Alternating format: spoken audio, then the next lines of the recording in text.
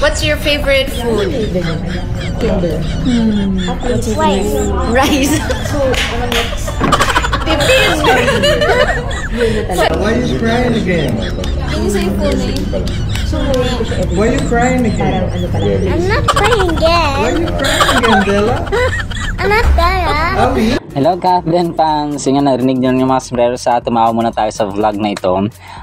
Si Baby Avi na naman ang tripping ni Sir Alden, mga kasambreros. Ang kulit nito kasi Ma'am Marlene Capones ay tinanong si Avi kung anong favorite food niya. Tapos sabi niya rice. Rice daw. Tapos sabi niya para matipid, no? And then si Sir Alden bumanat na naman ng why crying Bella? Tapos yung parang trend yun yung uso na ginagawa ng mga din ngayon ng mga content creators, mga kasambreros.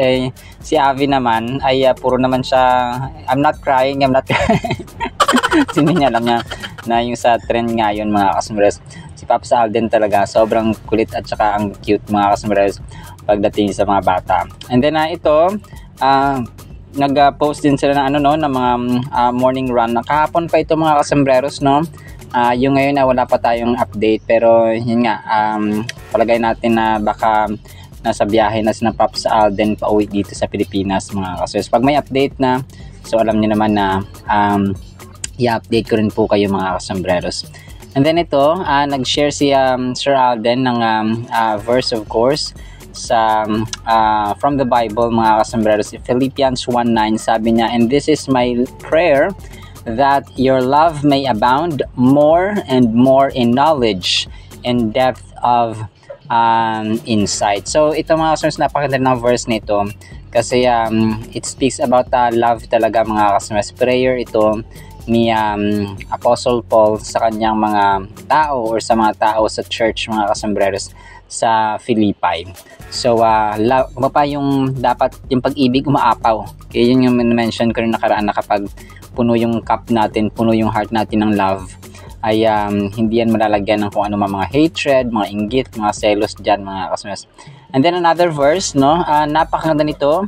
Isa sa mga favorite verses ko nito, mga kasambreros, no? Proverbs 3:5-6, sabi dito, no? Posted by Sir Alden. Trust in the Lord with all your heart and lean not on your own understanding.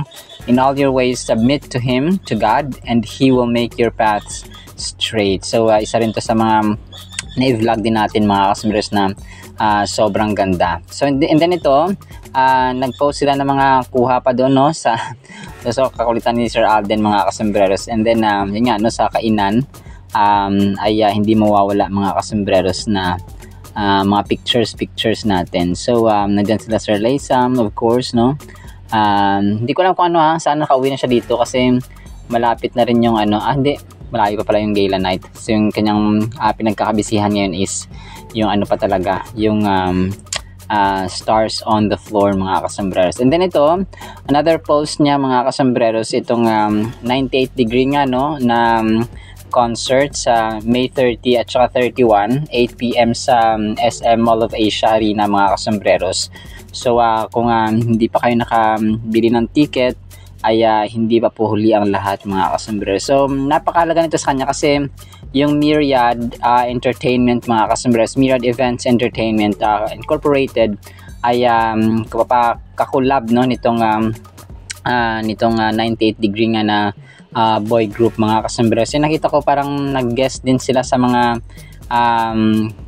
artista or sa mga show, mga kasambreros, dito sa Pilipinas, no, like si Ma'am Tony Gonzaga yata ay ginest din sila sa kay Tito Boy Abunda, saan pa ba. So basta marami silang guestings, mga kasambreros, nagaganapin bilang part ng promotion po ng kanilang concert dito na 2 araw. And then ito, nag-post ang if I'm not mistaken, isa sa mga sikat na magazine dito sa Pilipinas, mga kasambreros, hindi ko lang alam kung preview or mega. Catherine Bernardo brings boho chic to Pilipinas Got Talent semifinals night.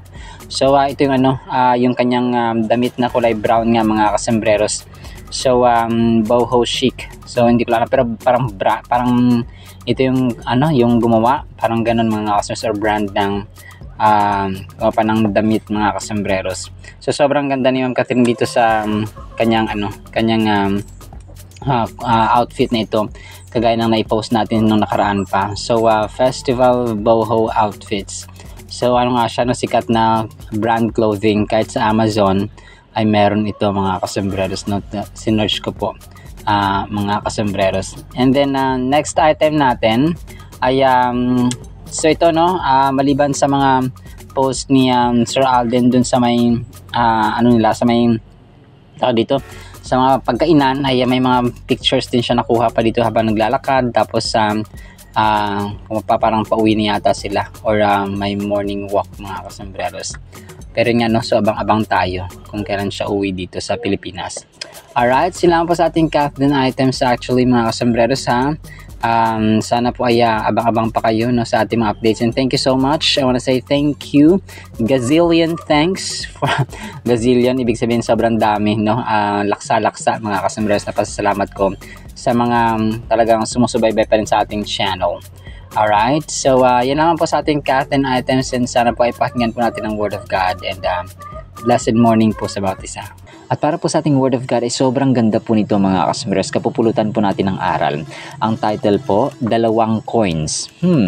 Mark 12:41-44, and Jesus sat down opposite the treasury and began watching how the people were putting money into the treasury, and many rich people were putting in large amounts.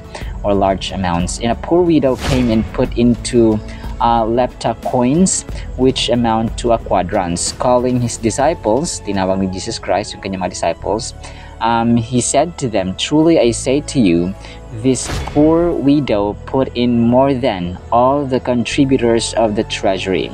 For they all put in out of their surplus, but she, out of her poverty, put in all she owned, all she had to live on." So ang quadrants mga kasembreros ay di ba naglagay siya ng 2 lepta coins.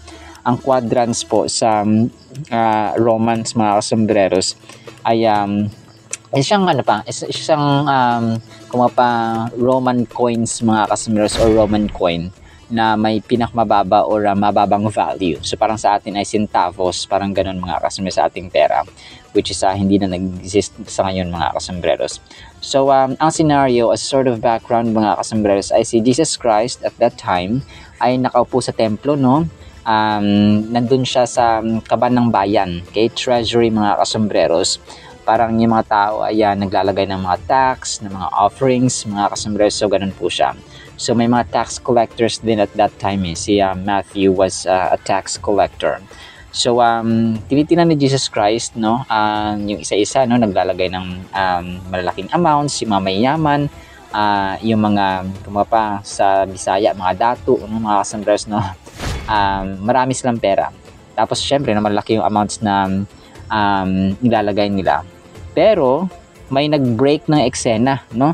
May biglang pumasok na isang balo na widow mga kasembreros na babae na naglagay ng 2 lepta coins, no? 2 coins mga kasembreros, kaya ang title natin ay 2 coins.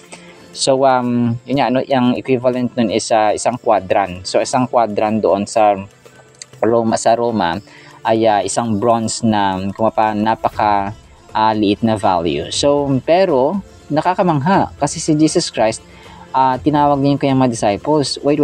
Sabi niya, yung babaeng ito, ang balong ito ay mas malaki pa ang binigay dito sa mga businessmen, sa mga negosyante, sa mga mayamang ito na kumbaga siguro limpak-limpak na salapi ang kanilang nilagay at pinasok dun sa kaban ng bayan o sa treasury. Pero wait, no? 2 lepta coins versus siguro sa mga libo-libo na binibigay ng mga mayaman. Jesus Christ is emphasizing dito mga kasembreros. Kapupulutan natin ng aral ito na kapupulutan natin ng aral ito because ito yung sabi natin na hindi sa amount kundi sa pera at sa status mo mga kasembreros. So ang pinakauna dapat na titingnan natin dito ay yung kung anong meron tayo, okay? Una, God sees what man overlooks. Yung na-overlook natin, yung mga pinapahalaga natin minsan, yung hindi natin pinapahalagahan. So, yung priorities natin kapag hindi naka-inline mga kasembreros at hindi nakatuon or hindi kumbaga pa hindi equal dun sa gustong i-prioritize natin na gusto ng Panginoon. So kumbaga pa kung ano ang gusto ng Panginoon dapat gustuhin natin, kung ano ang hindi gusto ng Panginoon ay hindi natin gustuhin. So may mga bagay tayo na na-overlook, no? The big gifts in the temple were surely noticed by people. That's probably what the disciples were watching. But Jesus saw what no one else did. He saw the humble gift of a poor widow. So, di ba lahat nakatingin dun sa mga mayaman kasi ang laki ng amount nila, siguro nagpapayabangan pa yung iba. Pero na-overlook nila yung widow, mga kasambreros, kung kaya nagbigay ng emphasis na tinawag ni Jesus Christ yung yung mga disciples niya na mas mainam pa at pleasing sa harapan ng Diyos ang ginawa ng widow ng balo na ito kumpara mo sa mamayaman na ito. So, humble gift, mga kasos, kasi mahirap na nga siya, pero binigay niya pa yung kanyang, siguro kakainin niya pa yun, or pabili niya pa ng pagkain, pambili ng pangailangan, mga customers, kasi nga mahirap siya. Pero, binigay niya pa. So, yung mga mayaman kasi, ang sabi dito ay surplus na lang, no? Sobra na lang ng kanilang kayamanan. Kaya hindi nila kailangan yun. Parang ganun, mga kasambreros. So, it's a matter of faith, mga kasambreros, sa Panginoon, na yung widow na kahit walang-wala na ay binigay niya pa. Pero, mas kind, okay? Kumbaga pa sa level of kindness, mga kasambreros, mas makita mo yung kindness ng balo or widow dito, mga customers, kumpara mo sa mga mayaman. Kasi yung mga mayaman, sobra-sobra na yung kayamanan, kung kaya binigay nila. Parang wala nang silbi, no? Parang wala na rin para sa kanila yung ibinibigay nila, mga kasombrero. So, ang pangalawa dito na dapat nating tingnan, God's evaluation is different from man's. So, kakaiba talaga, mga customers, yung evaluation. Yung mga hindi pinapahalagaan ng tao ay pinapahalagaan ng Diyos. The widow's 2 coins added up to a penny according to a man's tabulation. But Jesus said that she had given more than anyone else that day. So how could this be when many rich people threw a large amount or large amounts? So yung obedience at saka yung puso talaga na mapagbigay na out of his or out of her poverty, out of her nothingness, mga kasberas, na walang-wala na sa buhay, she still gave the amount na pwede niya pang ibili na kung ano. So, ang pangatlo, God commends giving in faith. So, here was a woman in need of receiving charity, yet she had a heart to give. So, kasi di ba parang siguro natanggap niya na yun nakuha niya pa yung pera na yun sa panlilimos or sa binigay sa kanya, no, out of charity, mga kasambreros, pero ibinigay niya pa rin. Even though the amount was negligible, she gave it in faith that God could use it. So, grabe, no? Para sa gawain ng Panginoon yung nilalagyan nila, mga kasambreros. So ito yung isa rin sa kinalulugdan ng Panginoon, mga kasambreros, yung tao mapagbigay na kahit na walang-wala na sila ay willing pa rin silang magbigay para sa Panginoon, mga kasambreros, sa gawain ng Panginoon.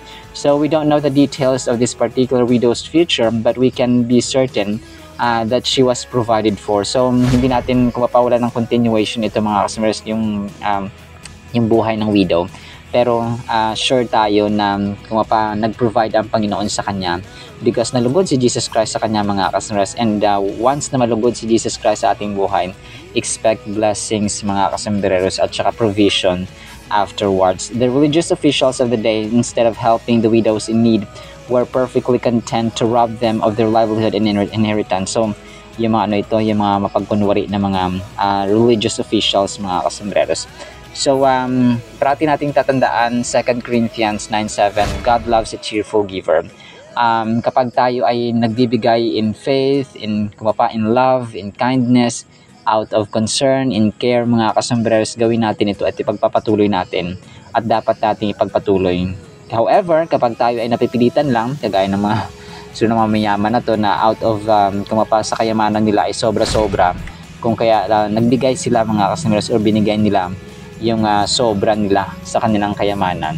Ang sa atin dito, yung oras natin, mga kasambreros, kahit na gaano tayo kabisi, wag nating hayaan na hindi maibigay kahit na walang pera, mga kasambreros, kasi hindi lang naman sa pera nasusukat yung ating faithfulness sa Panginoon. Yung nag-show up ka sa church, for example, sa mga gawain ng Panginoon, nag-share ng gospel, at ikaw mismo yung ating sarili. Ang ugali natin ay yung may fruit of the Holy Spirit basta Galatians 5:23-24. 22-23 na may love, may joy, may peace, may kindness, may gentleness, may goodness, may faithfulness, may self-control. So tayo mismo, no, gagawing kasangkapan or instrumento ng Panginoon sa ating community at sa ating family, mga kasambero sa loob ng tahanan. Kasi masaya na kung pa yung ating buhay ay mapagawin nating alay, no? Hindi lamang 2 coins sa mga kasambreros, but yung buhay natin na yung ugali natin ba na kalugod-lugod at saka kaaya-aya sa mga tao sa paligid natin, lalong-lalo sa ating pamilya, sa ating kapatid, sa ating magulang, sa ating asawa, sa ating anak, and so on. Alright, sinalamat po in the meantime ha, nawa po ipagpalain po tayo ng pag-ibig, pananampalataya at pag-asa in the mighty, holy, sweet, magnificent name of the Lord Jesus Christ. And everyone said, Amen and Amen. See you sa next segment mga sundasan pa. Alam po, I love you.